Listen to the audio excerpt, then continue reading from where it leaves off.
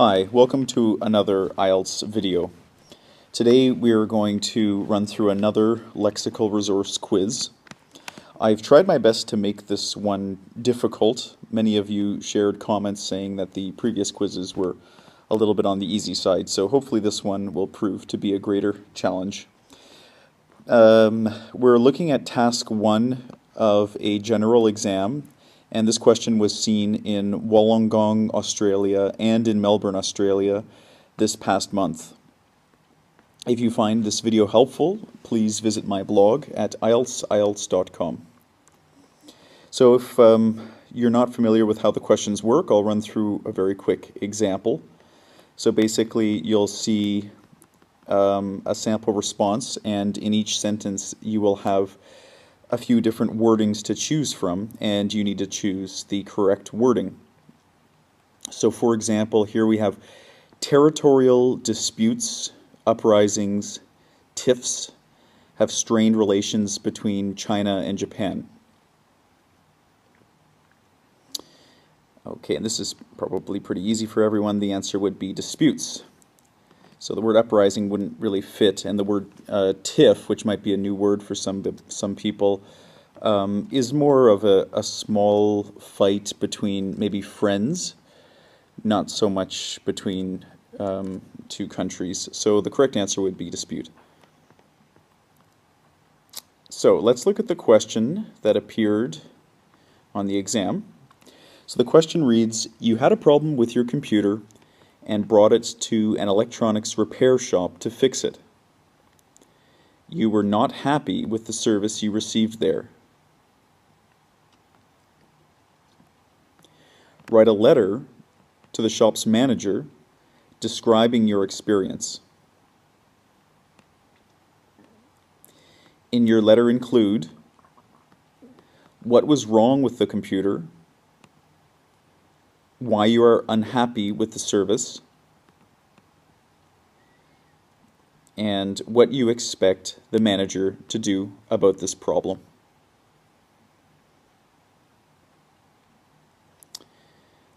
Okay, so I hope the question is straightforward.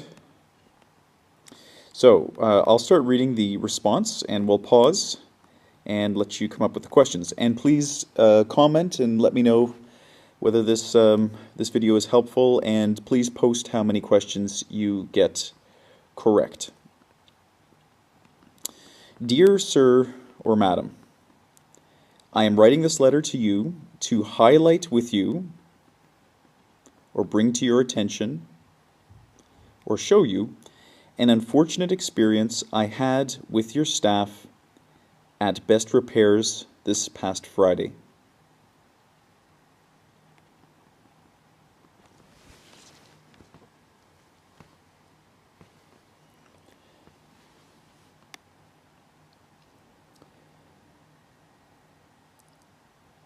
Okay, the correct answer here would be bring to your attention.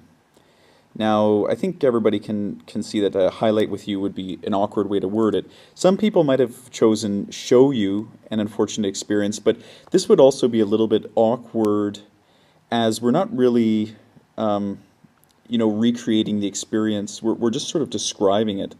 So show you would not be the best way to word this. Bring to your attention. So I'm writing this letter to you to bring to your attention an unfortunate experience I had with your staff at Best Repairs this past Friday. Okay, I'm sorry, this is awkward. Let me just stick in a page break. So, of course, this should be in the same paragraph. Allow elaboration, or allow me to elaborate, or allow for me some time to elaborate.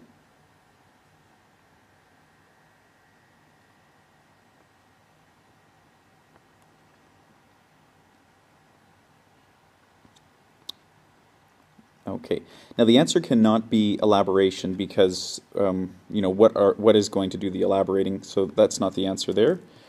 For me, some time to elaborate. So a lot of times students make silly mistakes like this. If you have the word allow, you typically follow it with whatever is going to be allowed to do something. So for example, here the correct answer would be allow me to elaborate. We wouldn't say things like allow for me or allow for him, allow for her. You would just say allow him, allow her, allow me. So this would not be the right answer. Grammatically incorrect, and with the addition of some time, it also makes it sound very awkward. So the correct answer would be allow me to elaborate. Okay, now we finished our opening paragraph. We've described the reason why we're writing this letter. Now we're getting into the details, and we are going to we're going to fulfill what is required of us in the question.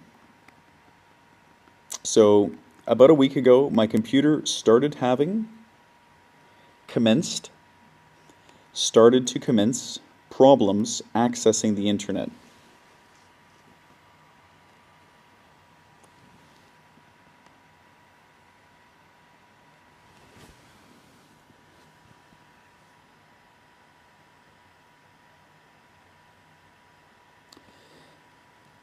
Okay, the best answer would be started having.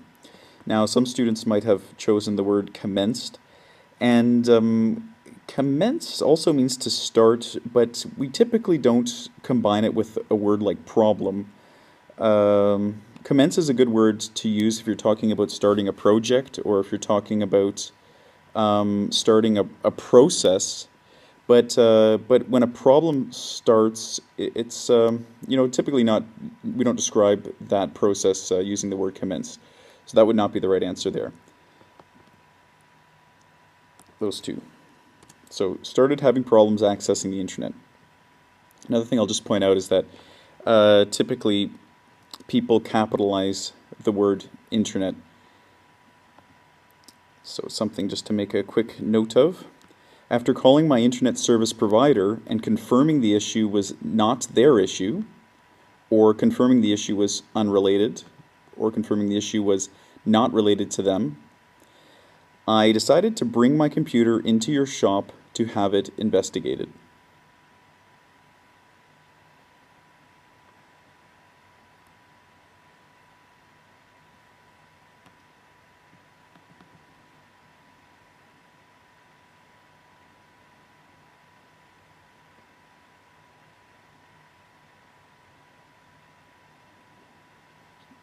Okay, so not their issue would not be the correct answer. For one thing, it repeats the word issue, which we just stated a few words before, so that would not be right.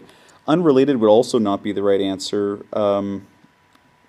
So here, this kind of leaves the reader wondering unrelated to what. I mean, I guess you could assume that they would draw the conclusion that you're bringing it to an internet service provider, so you are you're coming to the conclusion that the problem is not related to that, but it's a little bit vague. So the right answer here would be not related to them. I decided to bring my computer into your shop to have it investigated. I was told by, informed from, spoken to by one of,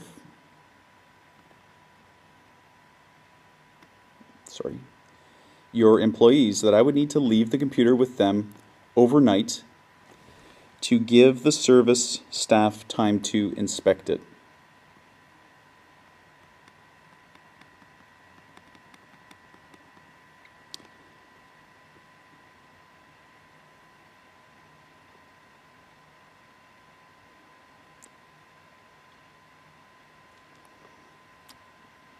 Okay, here the correct answer would be told by. The other answers are all awkward and grammatically inaccurate. I was told by one of your employees that I would need to leave the computer with them overnight to give the service staff time to inspect it. I am sure you can imagine my surprise and unfortunate, utter, extremely disappointment when I returned the next day to find the screen cracked.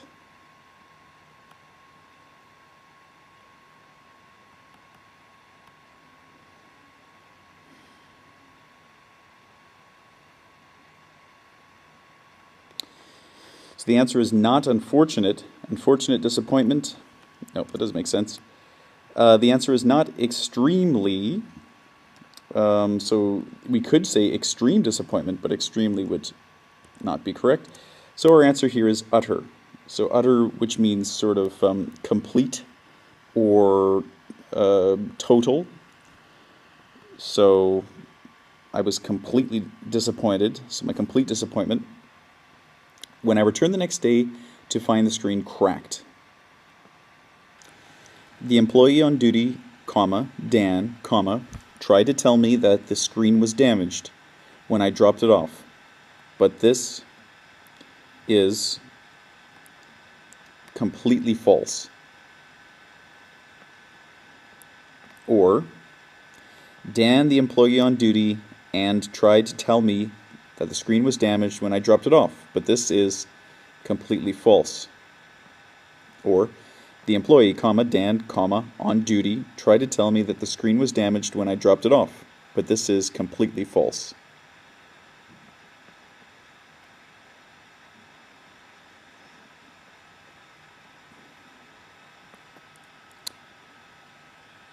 Okay, the best answer here is the first. So, the employee on duty, comma, Dan, comma, tried to tell me that the screen was damaged when I dropped it off, but this is completely false.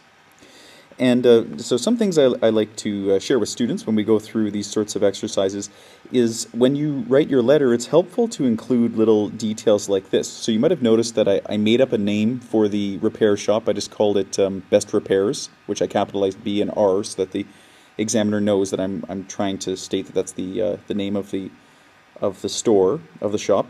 And here I've included a name for somebody in the shop. So it just gives the story a bit more believability. It allows me to demonstrate that I know how to use commas properly. And doing these sorts of little things can really help to sort of show off your skills as a writer. So that doesn't mean you have to create this really elaborate, really complex story, but every now and then sharing a little detail in the letter can go a long way. And it really can make the letter more believable. So when the examiner reads it, they can see that were you to really have this situation in real life, your English skills would be strong enough to handle it effectively. Okay, to make matter worse, the internet is still not working. Reading from down here. To add insult to injury, the internet is still not working.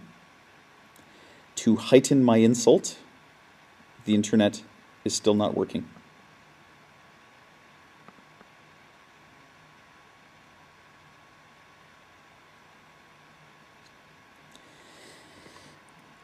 Okay, so the first one is incorrect. This could work if we had written matters. So to make matters worse, that would be fine. But we didn't write that, so that's the incorrect answer. To heighten my insult is a phrase that I made up. Nobody says this. Although it is a good phrase, maybe that should catch on. But it's incorrect. The answer is to add insult to injury. Now, if this is a new phrase for you, please commit this to memory. It could be something that you could use in an exam sometime. So look at the way that I've structured it. I've written to add insult to injury, and then I followed it with a comma, and then I've stated what it is that's going on. Now, the phrase to add insult to injury just means to make a situation worse. So, for example, if I was talking about, I missed my plane ride, I missed my flight. So I might say I got all the way to the airport and I missed my flight. To add insult to injury, I forgot my wallet at the hotel. So all that means is that, to make the situation even worse, I had already missed my flight. To make the situation even worse, I forgot my wallet at the hotel. So maybe a helpful phrase for you to know. Okay, that concludes the second paragraph of our letter, which shared all those helpful little details that fulfilled what the Task 1 question was asking. Now let's get to the final paragraph, which is where we write what we expect to happen as a result of this letter.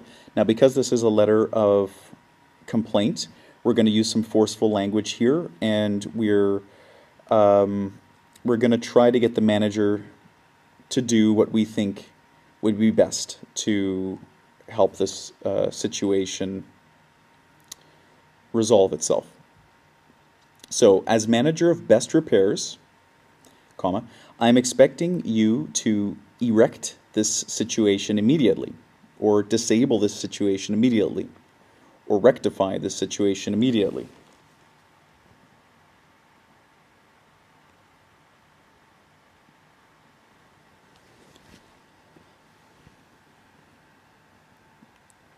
Okay, the answer is not erect. Erect means to build. So here we're not saying, we don't want them to kind of build the situation, we want them to fix it. The answer is not disable. This is a bad situation and we do want it to end, but the word disable is misleading. We don't want the situation to just go away or just stop. We want it to be fixed. So the right answer is rectify.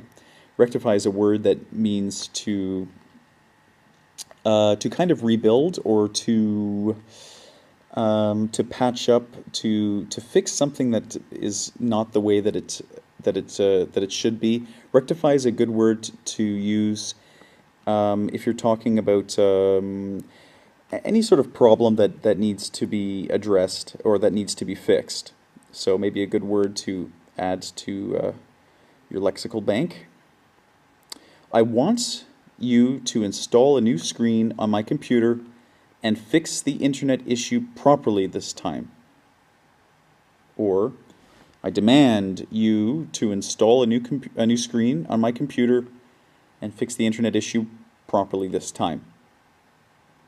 Or, I request you to install a new screen on my computer and fix the internet issue properly this time.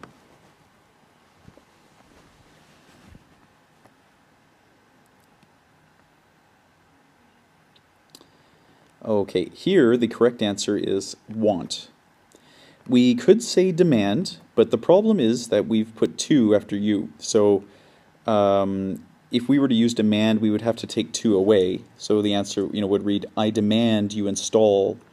And the same is true for request. I request you install. These are not things that we would follow with to. We cannot say I request you to install. That's a common mistake I see students make.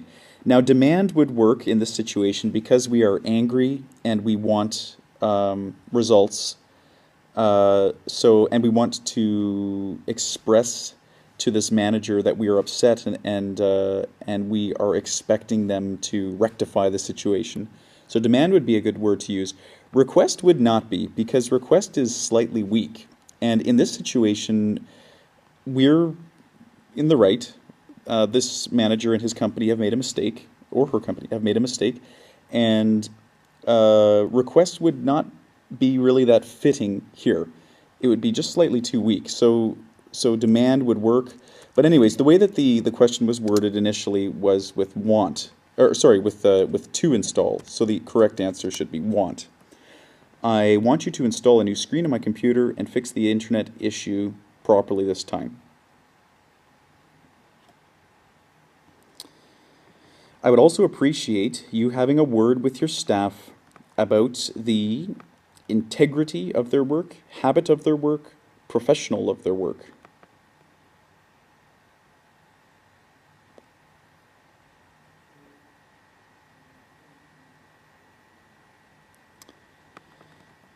Okay, the correct answer here would be integrity. And integrity just means the honesty, the moral nature, the ability of a person to do the right thing even when they're not being watched. So habit and professional are both awkward. They wouldn't fit in here. Okay, and finally we sign off. And I'm signing off with expecting results. So you can tell by my tone that I am angry. I am wanting something to happen quickly. Something wrong has happened to me, and now I'm demanding that something happen promptly. So, and you can just tell that by the way that I'm signing off here. Now, I find that students sometimes they they don't take advantage of this section of the letter, because often this is a great way to demonstrate to your examiner, different pieces of vocabulary and how to use them in context. So had I signed off here best regards, as I see lots of students do on their examination, that's kind of just throwing away the opportunity to show my examiner my ability to word things in maybe a more fitting, a more impressive way. So by wording it here, expecting results, I'm showing the examiner that I recognize that this is a situation where the writer of the letter is upset, and by signing off this way, I'm further encouraging the reader of this letter to get to work quickly and promptly. And that's fitting, because that's what the letter and the task demands. So when the examiner reads this, it's just another thing that's going to kind of convince them that I'm a master of the English language. So use your sign-off to your advantage. Okay, I hope that video was helpful. Very brief video today. Please share some feedback. Let me know how many questions you got correct. And thank you for watching. Have a nice day.